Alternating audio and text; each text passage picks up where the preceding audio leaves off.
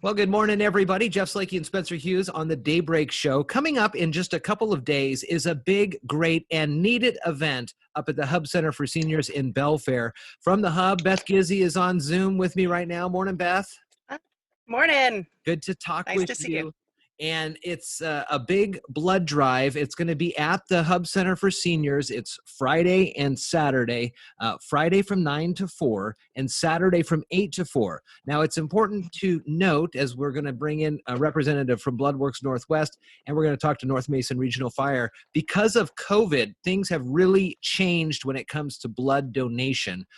So you will see a little bit of a different type of blood drive at the Hub this upcoming Friday and Saturday. Is that right, Beth? Yeah, that's right. So we used to host Northwest Bloodworks in our parking lot quite frequently with the mobile bloodmobile, which people are super familiar seeing that. And so I'd say at least about once a month they used to come.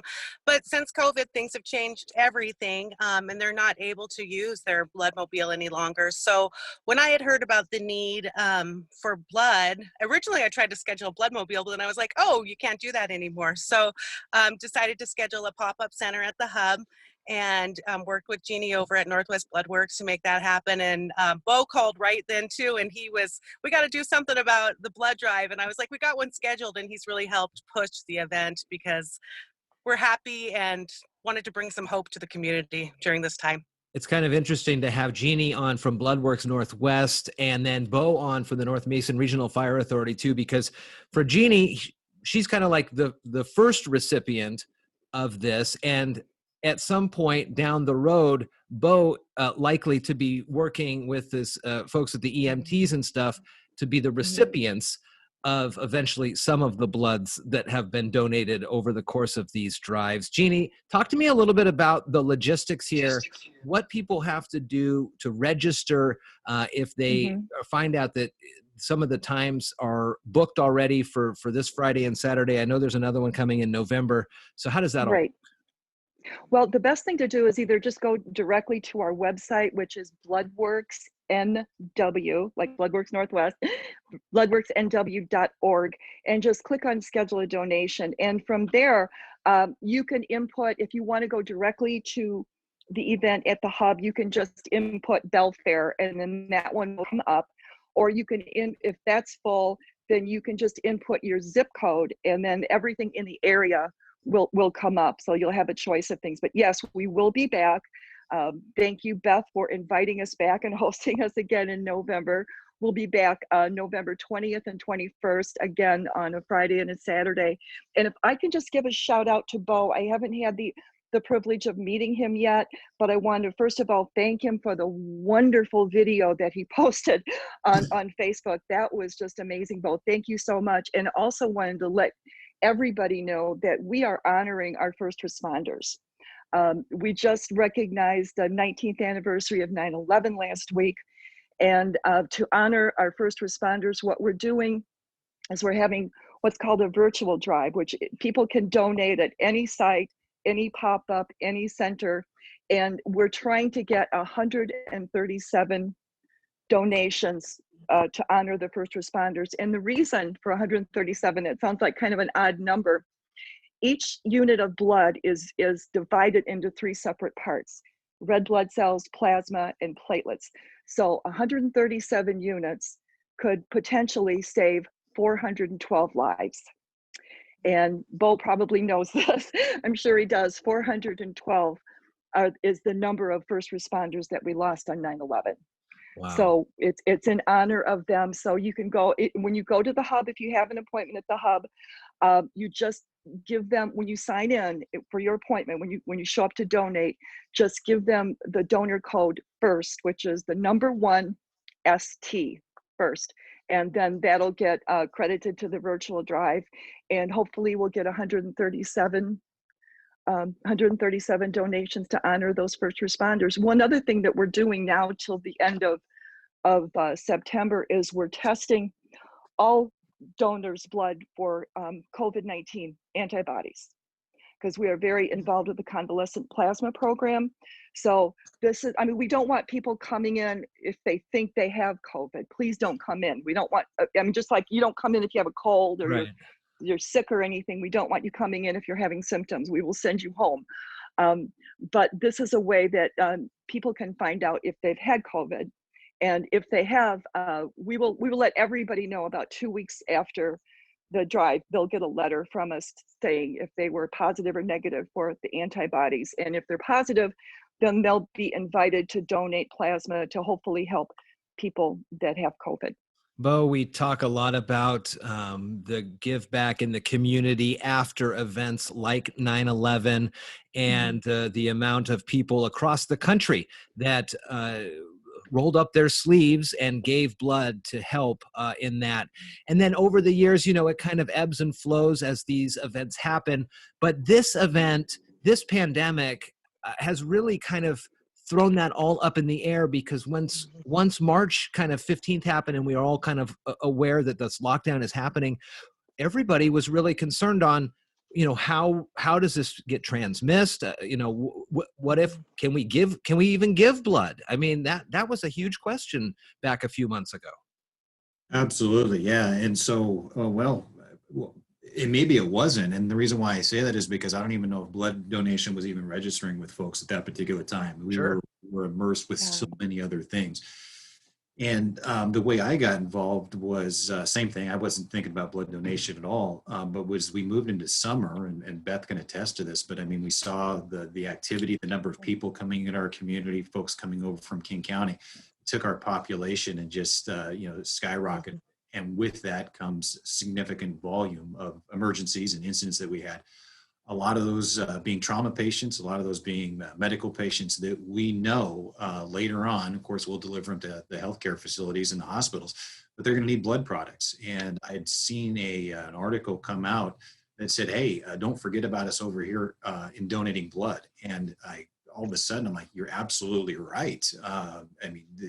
Whereas people were, giving and receiving blood has always been a challenge. We see that constantly, but it got to be even more complicated with COVID-19. And so I've seen what this community has done as we've rallied behind different events, whether it be natural disaster events, whether it be different things that happen in this community.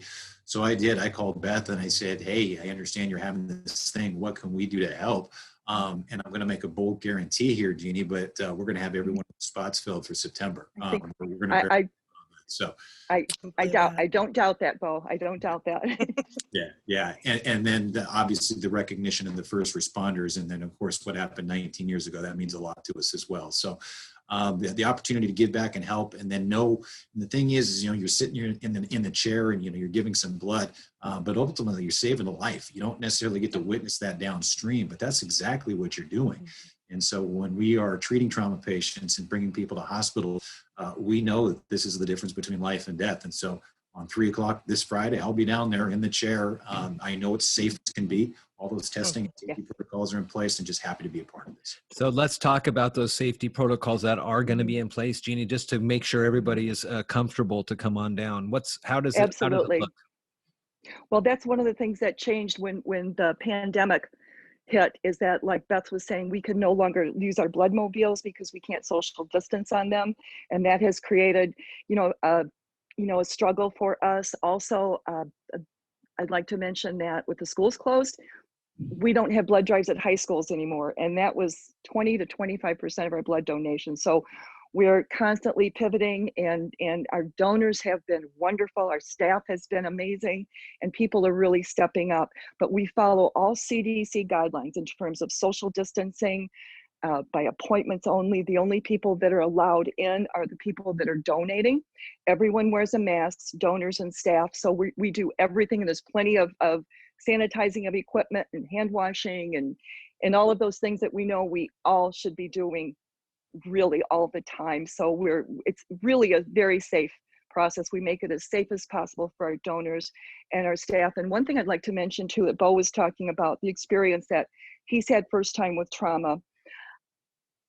I just want to underscore that because BloodWorks is a local, independent, not-for-profit organization, we've been in existence for over 70 years, your blood donation stays in this area. We supply to all the local hospitals, including Mason General, Harrison, and it stays here. So the blood that you donate today could be used for a friend, a neighbor, even a family member next week. And I think it's always gratifying when there's a tragedy or a natural disaster or something and people line up. I've seen it, out the door, down the street, around the corner.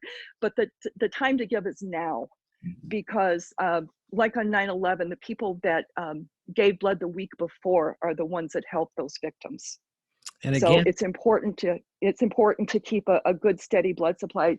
Really, 40% of our population is eligible to donate, but out of that, unfortunately, only about 10% actually do on a routine basis. So, and as people listen to this, again, it's important to note that with these new blood drives, registration and specific times are required here.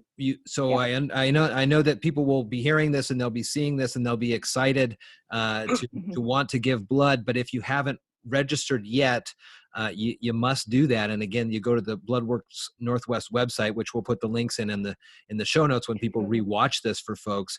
But that's kind of a reminder that it's a limited space availability to make sure everybody there is safe. Beth, remind me again the address at the hub for folks who are heading up there. The address at the hub is 111 Northeast Old Belfair Highway, and that's Belfair, Washington, 98528. I wanted to mention one more thing because this community is so great. Like, everybody I've talked to about this blood drive is like, sign me up. How do I do it? We're there. North Mason, all of Mason County is just fantastic about coming out and supporting. But Burger Claim is also giving out coupons at the event if you're a donor. So one more reason to go donate blood is that you get a great coupon from Burger Claim to go have a great meal with them. So 111. You had that ready to go. I did. I'm ready. That's awesome. Jeannie, it was really great talking to you. Beth, it's always good to see you. Beau, let's catch up down the road and see how the works are doing with the new fire hall and everything up there at North Mason. How's that sound, bud? Absolutely. It's outstanding. So again, the blood drives are you have to register for these blood drives that are coming up Friday. It's 9 to 4 and 8 to 4. Definitely check to see if anybody has backed out of their time, because that might be an opportunity for you to fit in. And if you don't find an opportunity these upcoming days, November again, or you can just look for that local search on the Bloodworks website. Jeannie, Beth, Beau, good to see you all. Yes, you too. Thank you. Have a Thank you so much.